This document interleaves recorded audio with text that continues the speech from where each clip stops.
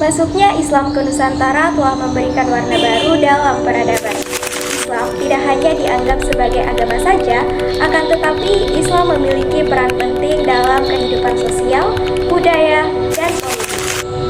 Namun, bagaimana Islam datang dan menyebar di seluruh wilayah Nusantara? Hai teman-teman, saya Firda, kelas 10 Merdeka 2 akan mengajak teman-teman sekalian untuk menganalisa, mengobservasi, serta merefleksikan pertanyaan-pertanyaan terkait bagaimana proses islamisasi di Indonesia sehingga Islam dapat menjadi mayoritas agama masyarakat Nusantara.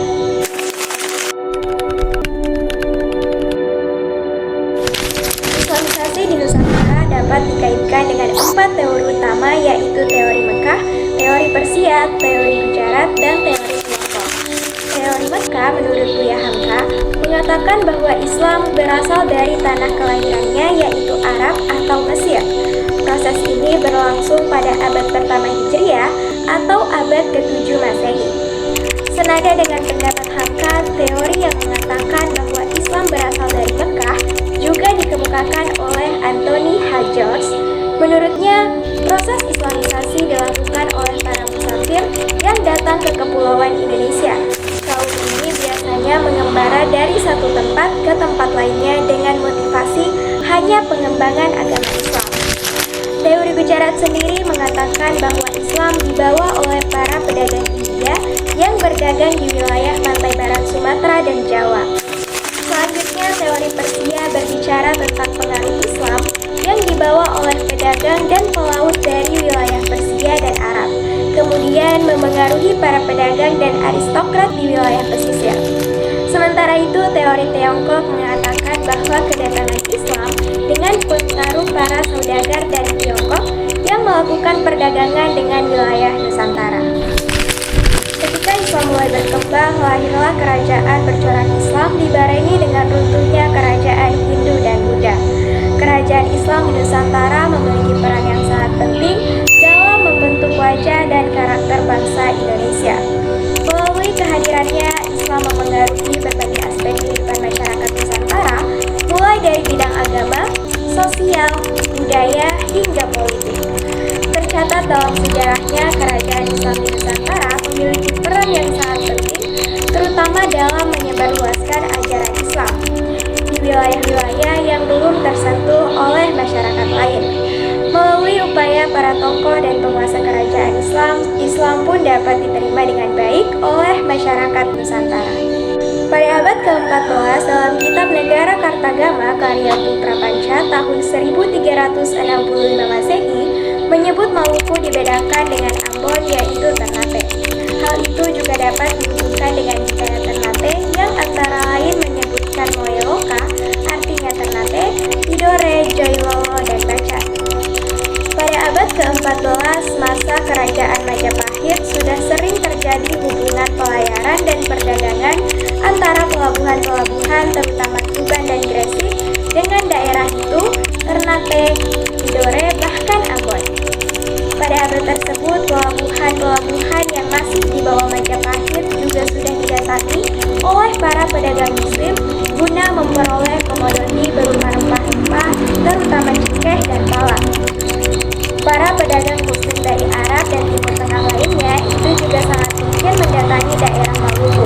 Hikayat Ternate menyebutkan bahwa turunan raja-raja Maluku, yaitu Ternate, Tidore, Joiwowo, dan Bacan berasal dari Jafar Shadiq dari Arab.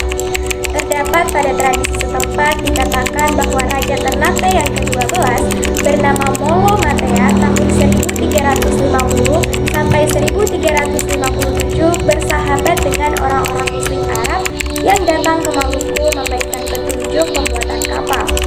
Demikian diceritakan bahwa masa pemerintahan Raja Markus di Ternate datang seorang alim dari Jawa bernama Maulana Husain yang mengajarkan membaca Al-Quran dan menulis huruf Arab yang indah, sehingga menarik raja dan keluarganya serta masyarakatnya. Meskipun demikian, mungkin waktu itu agama Islam belum begitu berkembang. Perkembangannya baru pada masa Raja Siko atau putranya Gopi Baguna dengan Zainul Abidin yang pergi ke Jawa belajar agama, iman Islam, dan tahun 1486 sampai 1500 yang mendapat ajaran Islam dari Giri dan mungkin dari Prabu Atmaka di Jawa yang dikenal sebagai Raja Bulawa, artinya Raja Cengkeh. Sekembalinya dari Jawa, ia membawa mubalik yang bernama Tuhu Bahalul. Hubungan perdagangan antara Maluku dengan Jawa oleh Tome Pres tahun 1512 sampai 1515 juga sudah diberitakan, bahkan ia memberikan gambaran Ternate yang didatangi kapal-kapal dari Gresik milik Patih Cusuh dan Raja Ternate yang sudah memeluk Islam. Ia adalah Sultan Bem Acorala dan hanya Raja Ternate yang menggunakan gelar Sultan, sedangkan yang lainnya masih memakai gelar Raja-Raja di Tidore Kolano. Pada saat itu diceritakan Sultan Ternate sedang berperang dengan mertuanya yang menjadi raja di Tidore, namanya Raja Al-Mansor. Ternate, Tidore, Bacan, Maken, Hitu, dan Banda pada masa kehadiran Tome Pires sudah banyak yang beragama Islam. Apabila Islam memasuki daerah Maluku, Tome Pirus mengatakan 50 tahun yang lalu, yang berarti antara tahun 1460 sampai 1465.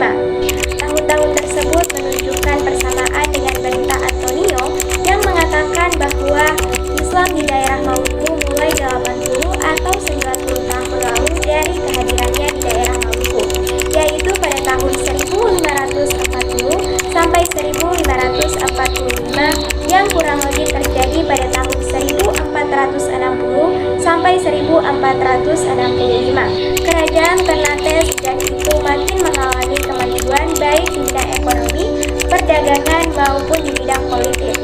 Setelah Sultan Hairun pada Sultan Zainal Abidin menaiki tahta sekitar tahun 1535, kerajaan Ternate berhasil mempersatukan daerah-daerah di Maluku Utara. Tetapi persatuan daerah-daerah dalam kerajaan Ternate itu mulai pecah karena kedatangan orang-orang Portugis dan juga orang-orang Spanyol ke Tidore dalam upaya memonopoli perdagangan, terutama perdagangan rempah-rempah. Di kalangan kedua bangsa itu juga terjadi persaingan monopoli perdagangan. Portugis memusatkan perhatiannya kepada Ternate, sementara pedagang Spanyol kepada Tidore. Pada tahun 1565, Sultan Hairun dengan rakyatnya mengadakan penyerangan-penyerangan terhadap Portugis. Karena hampir terdesak, pihak Portugis melakukan penipuan dengan dalih untuk mengadakan perundingan, tetapi ternyata Sultan Hairun dibunuh pada tahun 1570. Hal tersebut tentu menyebabkan makin marahnya rakyat Ternate. Perlawanan rakyat itu diteruskan di bawah pimpinan putranya, yaitu Sultan Babulah yang pada 28 Desember tahun 1577 berhasil mengusir orang-orang Portugis dari Ternate, menyingkir ke pulau Dekatapula tidak jauh dari Tidore. Akan tetapi tetap diganggu oleh orang-orang Ternate agar menyingkir dari tempat itu. Sultan Babulah menyatakan dirinya sebagai penguasa seluruh Maluku, bahkan mendapat pengakuan kekuasaannya sampai ke berbagai daerah Mindanao, Manado, Sumihe, dan daerah-daerah Nusa Tenggara lainnya. Sultan Babulah mendapat julukan sebagai penguasa 72 kepulauan dan menganggap sebagai kerajaan seluruh wilayah dan sangat berkuasa. Sultan Babulah wafat pada tahun 1583. Demikianlah pembahasan tentang sejarah singkat berdirinya Kerajaan Ternate yang merupakan salah satu proses Islamisasi di wilayah Nusantara. Semoga dapat dipahami dengan baik dan sampai jumpa di video pembelajaran berikutnya.